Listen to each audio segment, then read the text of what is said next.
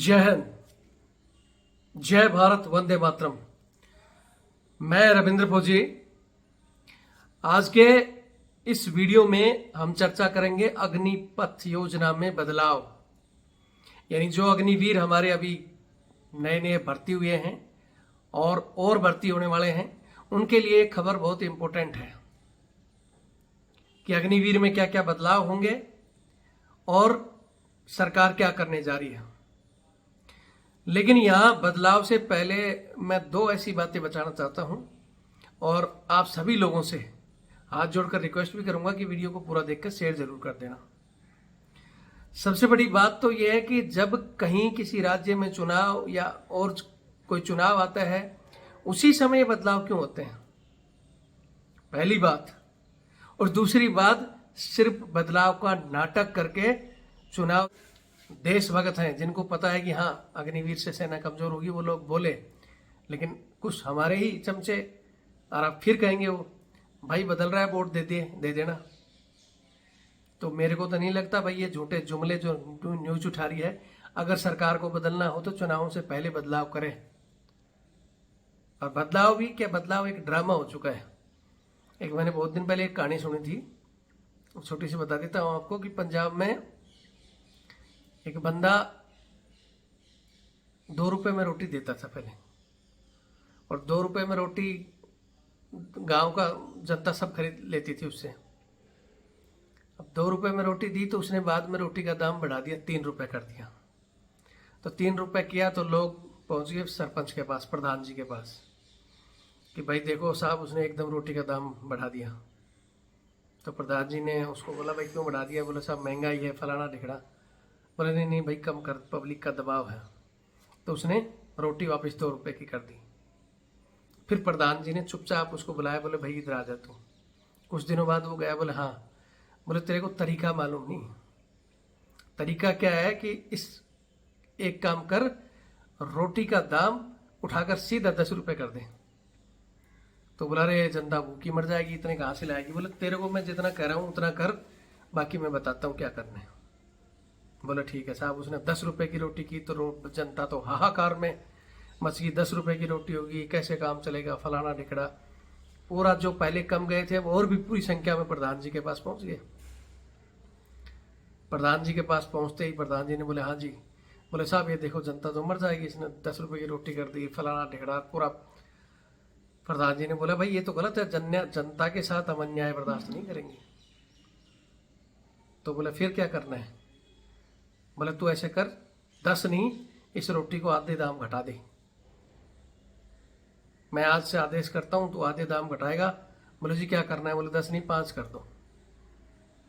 बोला जी ठीक है। तो वही जनता प्रधान जी के लिए तालियां बजा रही थी, वाह बहुत बढ़िया बहुत बढ़िया। बोले क्यों? बोले प्रधान जी ने आधा करवा दिया रोटी का दाम। उसके बाद जनता चलेगी।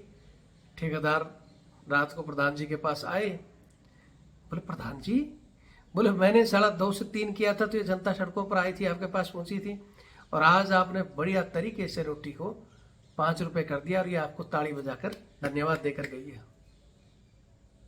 ये कहानी आपके समझ में आ जाएगी तो आप इन धोखेबाजों के चुंगल से बाहर आ जाओगे और आपके ऊपर जो अन्याय अत्याचार करने वाले लोग समझ जाएंगे कि जनता जागरूक हो गई है। तो थोड़ा जागरूक हो जाओ, इन चीज़ों से सुधर जाओ, आपकी मर्जी है।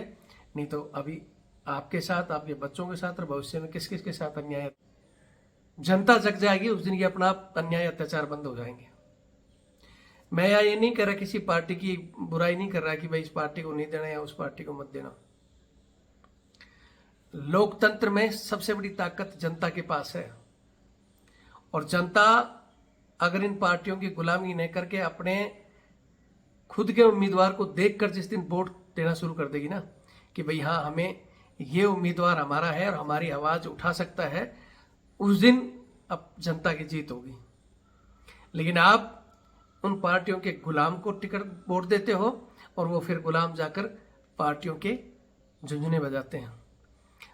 पब्लिक की बात कभी नहीं रख पाएंगे वो लोग, चाहे वो किसी भी पार्टी का हो। मैं फिर कह रहा हूं, जिस दिन जनता पार्टियों को छोड़कर, आप ये पार्टियां तय करती हैं किसको टिकट देना है किसको नहीं देना है। आप जिस उम्मीदवार को चाहते हो क्या पार्टी कभी उसको टिकट देती है? नहीं, वो अपनी मर्जी थोपती है आपके ऊपर, और फिर आप 4 दिन तो राह गन पाते हो, हम इसको नहीं देंगे, हमारे उम्मीदवार का टिकट कट गया, फलाना रेगड़ा, और फिर उन्हीं की पूंछ बनकर वो कुछ लोग आपको गुमराह करके फिर उनको वोट दे देते हो। और वोट के समय ये ऐसे जुमले फेंकते हैं, अग्निवीर में बदलाव कर देंगे, ये दे देंगे, फलाना दे देंगे, और फिर चुप हो जाते हैं।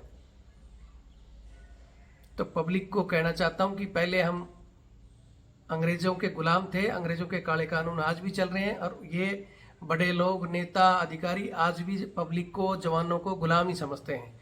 और उस गुलामी का कारण मैंने बता दिया कि आप पार्टियों के थोपे हुए उम्मीदवारों को वोट ना देकर अपना उम्मीदवार खड़ा करो, या उन उम्मीदवारों में से छांटो कि कौन पार्टियों का गुलाम नहीं जो आपकी आवाज उठा सके। मैं फिर कहता हूं, किसी भी पार्टी को वोट दो, लेकिन आपके यहाँ वोट मांगने वाले हर आदमी को पूछो कि ये आपकी सरकार जब चुनाव में क्यों कहती है हम बदली करेंगे, चुनाव के बाद घास हो जाती है। आपको पता है लोकसभा चुनाव में अग्निवीर का मुद्दा सबसे टॉप पर था, और उसी टॉप की वजह से जो 400 पार का नारा देने वाले कहां पहुंच गए हैं। मैंने उस समय भी कहा था, मोदी जी 400 पार तो बहुत दूर की बात है, सरकार बनाना मुश्किल हो जाएगा। और वो मुश्किल हुआ, और फिर सरकार बनाते टाइम इन्होंने वादे किए, अग्निवीर में बदलाव हो रहे हैं, फलाना ढिगड़ा। और ये मीडिया इतनी गुलाम है, इसको मुंह पर पैसा फेंको और ये चुनाव में राग लपाना शुरू कर देती है। चुनाव के जीतने के बाद बस बदलाव हो रहे हैं, फलाना है। और सबसे बड़े हमारे ही बीच में कुछ ऐसे मूर्ख हैं, जब अग्निपथ योजना आई, आप सभी को पता है कि रविंद्र फौजी लगातार 15-15 दिन तक रोड मार्च, धरने, सब कुछ दी। नौजवानों को लेकर दिल्ली में बैठे, जयपुर से दिल्ली यात्रा, सुप्रीम कोर्ट, हाई कोर्ट, सब जगह गए। लेकिन उस समय क्योंकि आंखों पे अगर पट्टी किसी की दूसरे की चढ़ी हो, चश्मा लगा हो, तो उसको सही से दिखाई नहीं देता। वो लोग अग्निवीर गलत नहीं है, अग्निवीर अच्छी है, फलाना दिखड़ा, ये राग नहीं पा रहे थे। जब इन्हीं के आकाओं ने कहा कि हम बदलाव करेंगे, तो ये लोग कह रहे थे हाँ बदलाव तो होना चाहिए, बदलाव तो होना ही चाहिए। फिर जब ये बात ठंडी पड़ गई, तो फिर लोग चुप हो गए, नहीं सरकार जो कर रही सही है। अब फिर बदलाव आ रहे हैं, तो वही उन लोगों से ज्यादा तो चमचे खराब हैं, आपको आकर बोलेंगे भाई अब तो वोट दियो रे भाई। क्यों भाई? अरे भाई अब तो सरकार भी मान गई है। तो खासकर हरियाणा में चुनाव है, हरियाणा वालों से कहना चाहता हूं, इन बहकाओं में मत आना भाई। जो आपके बच्चों को, जो भारत की सेना देश का ताज होती है, उसको बर्बाद करने पर जो तुले हुए हैं, उन लोगों को वोट दोगे तो भाई बहुत मुश्किल होगा। मैंने तो पहले कहा था अग्निवीर तो अपना आप बदल जाएगी, एक लड़ाई होगी जिस दिन बदल जाएगी, या समय आएगा तो अपना आप बदल जाएगी। कितनी भी कोशिश कर लो, जब देश की हालात ऐसी होंगी ना, आपने कई जगह देखा होगा, जहां सेना कमजोर होती जाती, फिर हालात कुछ और ही होती हैं। जहां ये चारों तरफ से हमारा देश घिरा हुआ ना दुश्मनों से, दुश्मनों ने जिस दिन आक्रमण किया, उस दिन पोल खुल जाएगी अग्निवीर की। ये हमारे जो बहुत बोलते हैं हमने अग्निवीर बना दी, 6 महीने की ट्रेनिंग देकर आप उसको लड़ाई पर भेज रहे हो, फिर उनको आप पेंशन नहीं दे रहे हो, मेडिकल फैसिलिटी नहीं दे रहे हो, 4 साल में रिटायर कर रहे हो, फिर आप उम्मीद करते हो कि वो लोग लड़ने के लिए आएंगे।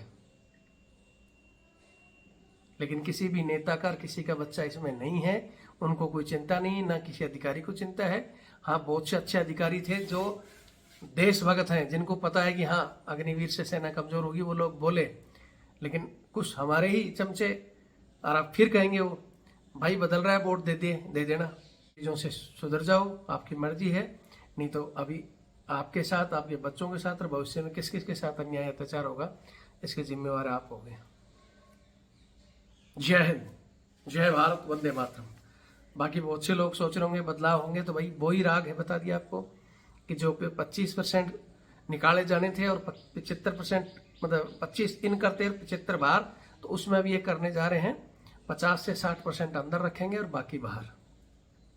जो 4 साल की नौकरी थी उसको बढ़ाकर 5 के पार ले जाएंगे, यानी 8 साल कर देंगे। तो 5 से जब बढ़ जाती है नौकरी, तो ग्रेजुएटी वगैरह उसको लागू हो जाती है, एक्स सर्विसमैन कोटा लागू हो जाता है, तो वो हो जाएगा।